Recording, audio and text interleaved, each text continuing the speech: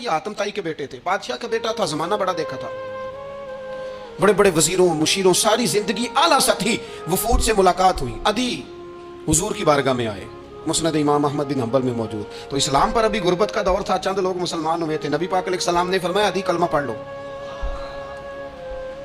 तो अदी कहने लगे मैं तो पहले ही एक दीन का मानने वाला हूँ। हुजूर फरमाने लगे जिस दीन के तुम मानने वाले हो उस दीन को मैं तुमसे ज्यादा जानता हूँ।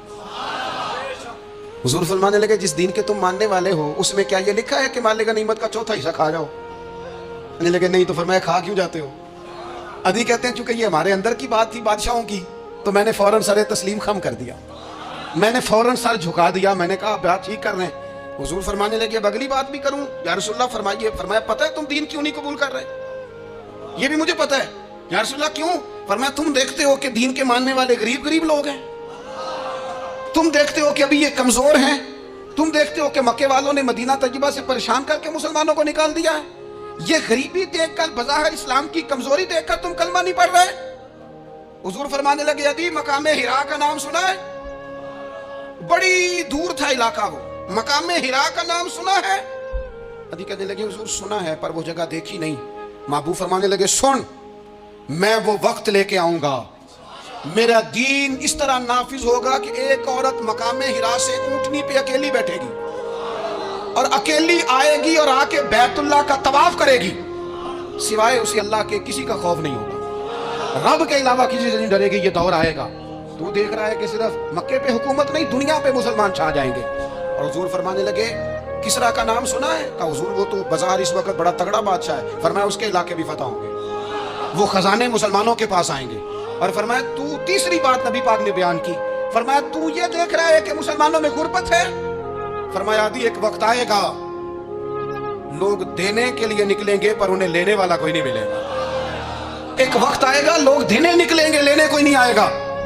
अदी कहते हैं कि मैं रसूल करीम का कलमा पढ़ के मुसलमान हो गया।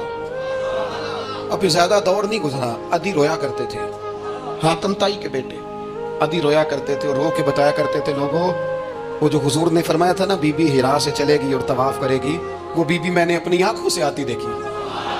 मैंने उस तन्हा औरत को हुजूर सैयद आलम की पेशन गोई के मुताबिक बैतुल्लाह का तवाफ करते देखा, उसे सिवाय अल्लाह के किसी का डर नहीं था।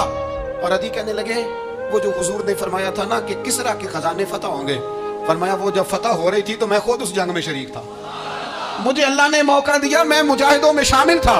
और फरमाने लगे तीसरी पेशन गोई रह गई है, मुझे उम्मीद है वो भी पूरी होगी। हजरत उमर बिन अब्दुल अजीज के जमाने में आके वो दौर भी आया कि लोग ज़कात देने निकलते थे, लेने वाला कोई नहीं मिलता था। लोग किसी को गरीब समझ के सदका देने लगते थे, वो कहता था भाई ले जा, मैं तो रात को दे के आया हूँ। लोग देने निकलते थे, लेने वाला कोई नहीं। इस्लाम की फितरत में कुदरत ने लचक दी है, उतना ही ये उभरेगा जितना के दबा दोगे। ये मौलवियों की वजह से, पीरों की वजह से, सियासतदानों की वजह से नहीं छाएगा। ये क्यों छाएगा? कि अरसला रसूलहू बिल हुदा व दीनिल हक।